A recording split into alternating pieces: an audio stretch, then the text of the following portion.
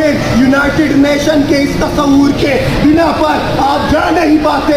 آپ سمجھتے ہوگے کہ ہم کس طرح جہاد کے لیے جائیں. اس کی وجہ یہی ہے کہ آج خلافت کا قیام نہیں ہے, آج اسلامی نظام کا قیام نہیں ہے. اور اب سے اے جوانوں اٹھو, یہ ذمہ داری تم پر ہے, بوڑھوں پر ہے, تم سب کے اوپر ہے کہ اسلام کے نظام کے لیے اٹھو, خلافت کے نظام کے لیے اٹھو, اپنی سرزمین کے لیے اٹھو, انبیاء کی سرزمین کے لیے اٹھو.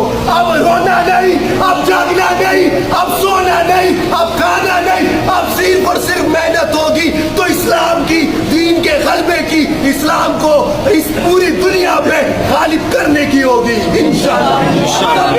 اللہ اکبر.